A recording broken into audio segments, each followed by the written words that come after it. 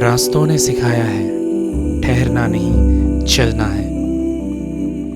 जो खुद से मिलना चाहे उसे अकेले ही निकलना है। कभी आपने सोचा है कि कुछ जगहें सिर्फ देखने के लिए नहीं होती, उन्हें महसूस किया जाता है। सह्याद्री के इन पहाड़ों में एक ऐसे ही किला है, लोहगढ़।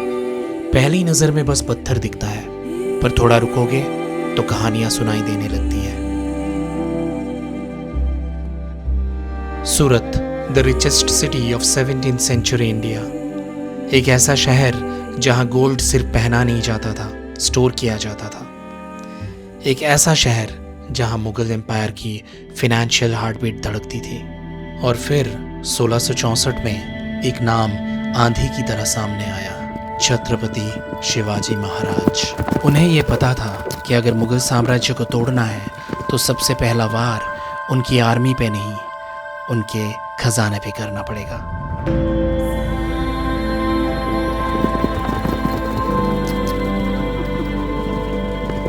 ऐसा कहा जाता है सूरत से लाए हुए खजाने का एक बहुत बड़ा हिस्सा बाद में लोहगढ़ फोर्ट में रखा गया।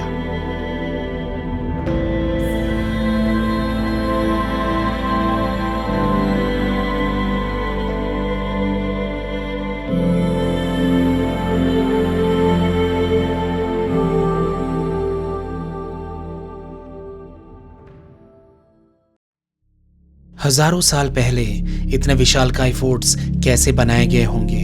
इन भारी पत्थरों को कैसे इतने ऊंचे पहाड़ों पर लाया गया होगा? या फिर क्या ये पत्थर कभी लाए ही नहीं गए? सच ये है कि पूरे महाराष्ट्र में लगभग 350 से भी ज्यादा फोर्ट्स हैं और उनमें से ऑलमोस्ट 80% फोर्ट्स बेसॉल्ट रॉक से बने हुए हैं। लेकिन ये रॉक्स वहां ट्रांसपोर्ट नहीं किए गए थे, ये ऑलरेडी वहां एग्जिस्ट करते थे।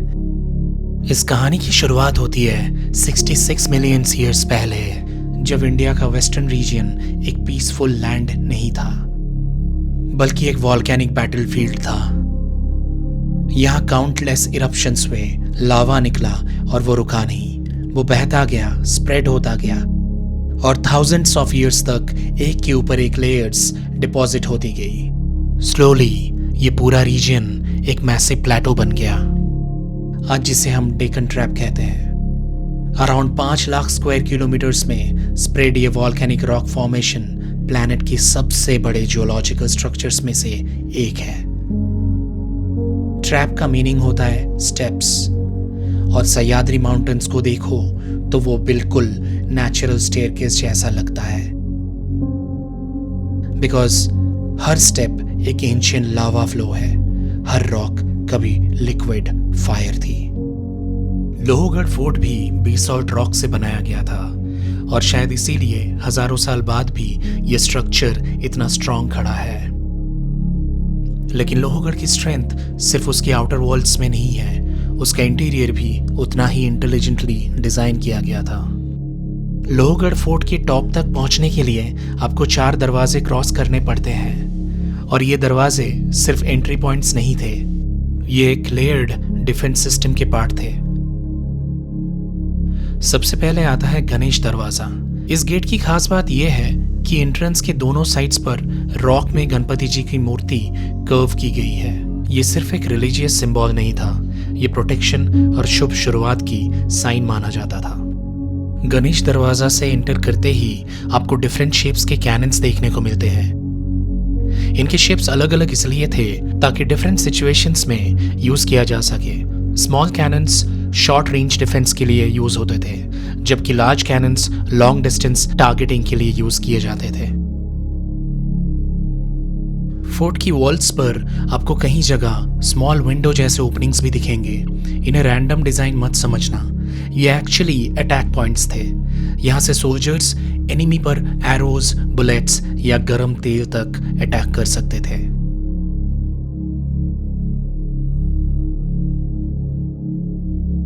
इसके बाद आता है नारायण दरवाजा। इस एलिवेशन पर पहुंचने के बाद आपको सह्याद्री माउंटेन्स का वाइड स्ट्रैटेजिक व्यू मिलता है। नेक्स्ट आता है हनुमान दरवाजा। हनुमान दरवाजे तक पहुंचने का मतलब ये होता है कि आप फोर्ट का 90% एलिवेशन कंप्लीट कर चुके हो। और फाइनली आता है महादरवाजा, the main entrance to the top section of Lohgarh.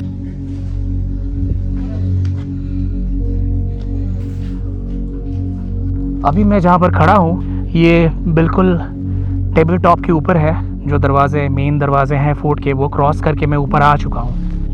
Top पर पहुंचते ही सबसे पहले आपको एक मकबरा स्ट्रक्चर दिखता है।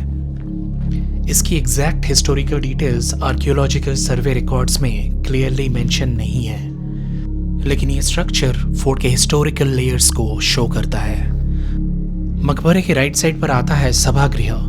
यहाँ पर बैठ के न जाने कितने मिलिट्री डिस्कशंस ली गई होंगी, कितने स्ट्रैटेजीज बनाई गई होंगी, कितने डिसीजंस लिए गए होंगे जो हिस्ट्री का डायरेक्शंस चेंज कर गए। ये सब देखकर एक बात समझ आती है, लोहगढ़ सिर्फ एक फोर्ट नहीं था, ये एक मिलिट्री मशीन था। थोड़ी दूर आगे बढ़ते ही आपको महादेव जी का मंदिर दिखता है। एक सिंपल स्ट्रक्चर, लेकिन फोर्ट की स्पिरिचुअल साइड को क्लियरली शो करता है। ये मंदिर सोल्जर्स के लिए सिर्फ प्रेयर प्लेस नहीं था, ये उनके मेंटल स्ट्रेंथ पॉइंट था।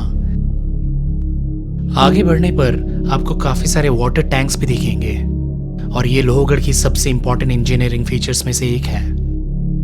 इस फोर्ट के ऊपर multiple rock cut water tanks बनाए गए थे, डायरेक्ट बेसॉल्ट रॉक को कर्व करके, ताकि रेन वाटर नेचुरली कलेक्ट हो और मंथ्स तक सोल्जर्स सरवाइव कर सके। ये सिर्फ स्टोरेज नहीं था, ये लॉन्ग टर्म वॉर प्रिपरेशन थी।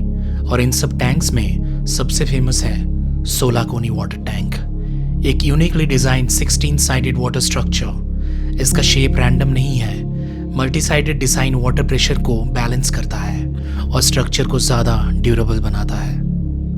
आज भी जब आप इस टैंक को देखते हो तो समझ आता है कि ये सिर्फ स्टोरेज नहीं, ये प्रिसीशन इंजीनियरिंग थी।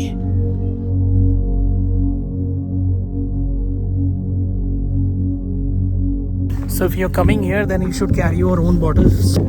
यहाँ पर 2 बॉटल कैरी कर रहा हूँ और उसमें से 1.5 बॉटल मैं अभी तक ख़त्म कर चुका हूँ। And mind it is mid of March और end of March, I would say 21st of March today.